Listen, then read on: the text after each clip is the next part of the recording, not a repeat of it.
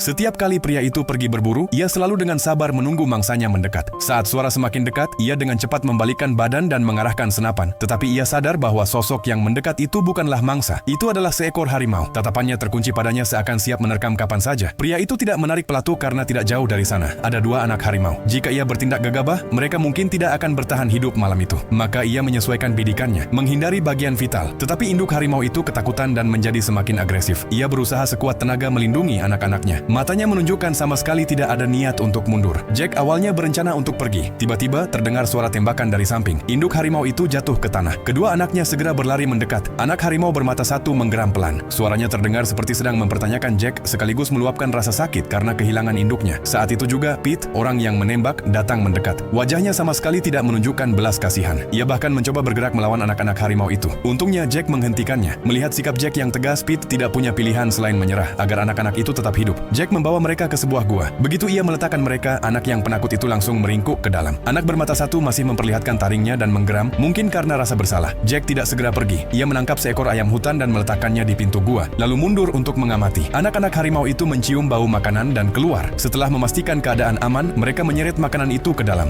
Isyarat kecil itu, meski tidak cukup untuk meredakan rasa sakit kehilangan seorang ibu, adalah satu-satunya hal yang bisa Jack lakukan. Musim semi tiba dengan cepat, tetapi ia terus memikirkan mereka dengan gelisah dan penuh harap. Ia kembali ke gua, hanya untuk terkejut dengan pemandangan yang ada. Anak harimau yang dulunya penakut kini terbaring diam di tanah, dan anak bermata satu sudah lama menghilang. Bertahun-tahun kemudian, tersiar kabar tentang harimau yang menyerang desa. Saat Jack tiba, ia melihat Pete duduk di tanah. Wajahnya dipenuhi rasa takut, dengan bekas cakaran di wajahnya. Dalam pelukannya, istrinya tidak lagi merespons. Dengan tangan gemetar, Pete menunjuk ke arah desa. Istri dan anak Jack masih berada di sana. Ia meraih senapannya dan berlari menuju desa. Tetapi tidak jauh kemudian, suasana mendadak menjadi sunyi mencekam. Udara terasa membeku. Ia menahan napas, menangkap gerakan samar sekali. Ia menembak ke arah itu tanpa ragu. Tepat saat ia hendak memeriksa, suara geraman rendah terdengar dari belakang.